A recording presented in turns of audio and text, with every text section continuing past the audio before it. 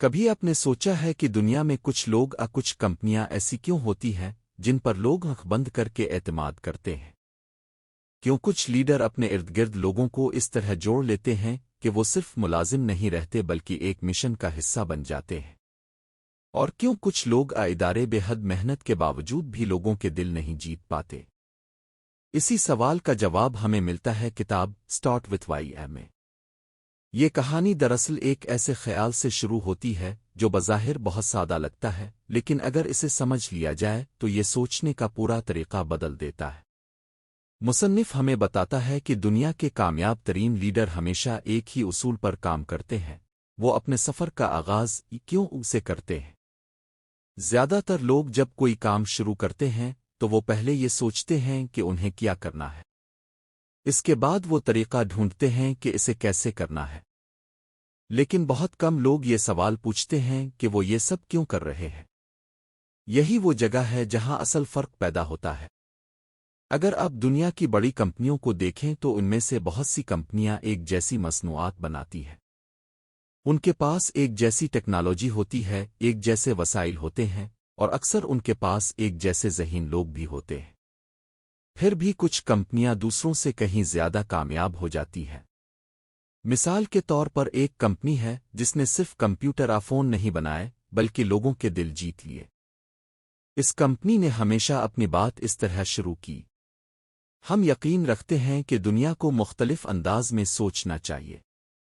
ہم یقین رکھتے ہیں کہ سادہ اور خوبصورت ڈیزائن لوگوں کی زندگی بدل سکتے ہیں۔ اور پھر آخر میں وہ کہتے ہیں کہ ہم کمپیوٹر فون بناتے ہیں۔ یہی ترتیب اصل راز ہے۔ پہلے کیوں، پھر کیسے، اور آخر میں کیا۔ مصنف اسے ایک خاص تصور کے ذریعے سمجھاتا ہے جسے وہ گولڈن سرکل کہتے ہیں۔ اس دائرے کے بیچ میں او وائی ہوتا ہے، اس کے بعد ای ہاؤ، اور سب سے باہر واٹ۔ زیادہ تر لوگ اور کمپنیاں باہر سے اندر کی طرف بات کرتے ہیں۔ وہ بتاتے ہیں کہ وہ کیا کرتے ہیں اور کیسے کرتے ہیں، لیکن وہ کبھی یہ نہیں بتاتے کہ وہ ایسا کیوں کرتے ہیں۔ جبکہ عظیم لیڈر ہمیشہ اندر سے باہر کی طرف بات کرتے ہیں۔ وہ لوگوں کو صرف مصنوعات نہیں دیتے بلکہ ایک مقصد دیتے ہیں، ایک یقین دیتے ہیں، ایک ایسی سوچ دیتے ہیں جس کے ساتھ لوگ خود کو جوڑ سکیں۔ یہی وجہ ہے کہ لوگ صرف چیزیں نہیں خریدتے بلکہ وہ اس خیال کو خریدتے ہیں جس پر آپ یقین رکھتے ہیں۔ جب کوئی شخص آپ کے کیوں کو سمجھ لیتا ہے تو وہ صرف گاہک نہیں رہتا بلکہ آپ کے مشن کا حصہ بن جاتا ہے۔ اور یہی وہ لمحہ ہے جب ایک عام کاروبار ایک تحریک بن جاتا ہے۔ یہی خیال ہمیں اگلے حصے میں ایک اور گہری حقیقت کی طرف لے جاتا ہے، جہاں مصنف یہ بتاتا ہے کہ انسانی دماغ بھی اسی ترتیب پر کام کرتا ہے جس ترتیب میں یہ گولڈن سرکل بنا ہوا ہے۔ انسانی دماغ کے بارے میں ایک دلچسپ حقیقت یہ ہے کہ ہمارا دماغ صرف معلومات سے متاثر نہیں ہوتا بلکہ احساسات اور یقین سے زیادہ متاثر ہوتا ہے۔ جب کوئی ہمیں بتاتا ہے کہ اس کی کمپنی کیا کرتی ہے تو ہمارا دماغ اسے صرف ایک معلومات کے طور پر لیتا ہے، لیکن جب کوئی ہمیں یہ بتاتا ہے کہ وہ یہ سب کیوں کر رہا ہے تو ہمارا دل اس بات سے جڑنے لگتا ہے۔ مصنف بتاتا ہے کہ دماغ کا جو حصہ جذبات اور فیصلوں کو کنٹرول کرتا ہے وہی حصہ دراصل اووائی کو سمجھتا ہے۔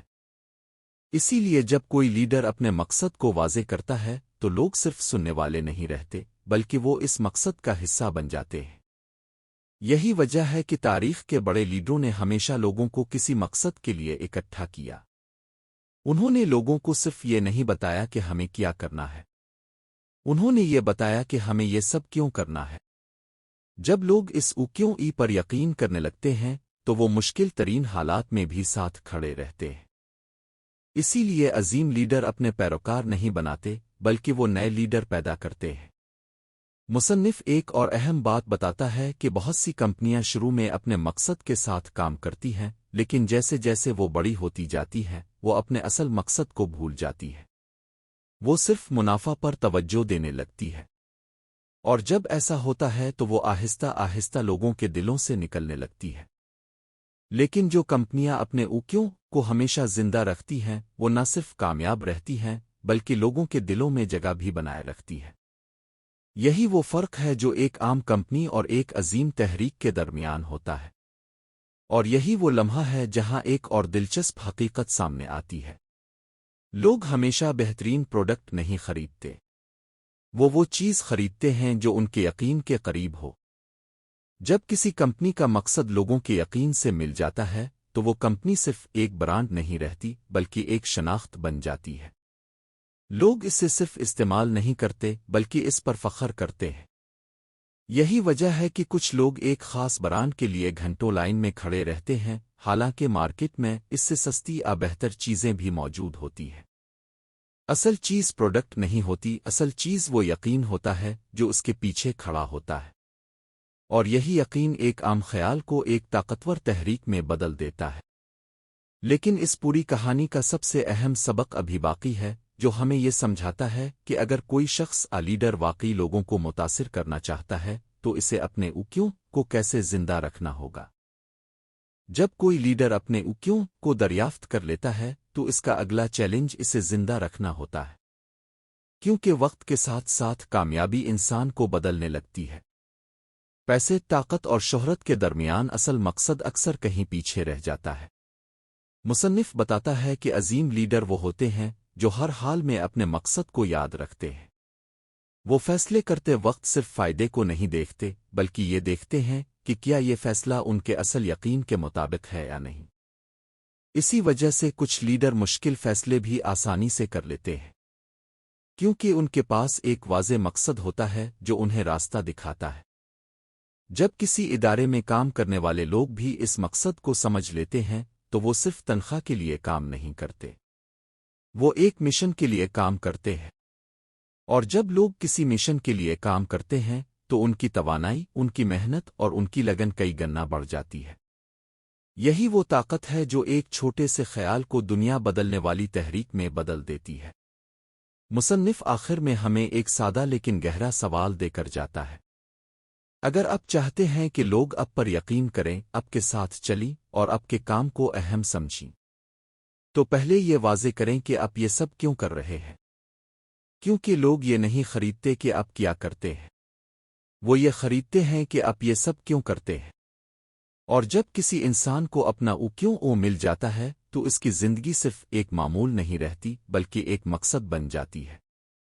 ایسا مقصد جو نہ صرف اس کی اپنی زندگی بدلتا ہے بلکہ دوسروں کی زندگیوں کو بھی متاثر کرتا ہے۔ اور شاید یہی اس کتاب کا سب سے بڑا پیغام ہے۔ اگر آپ واقعی دنیا میں فرق پیدا کرنا چاہتے ہیں تو ہر سفر کی شروعات ہمیشہ ایک سوال سے کریں، کیوں؟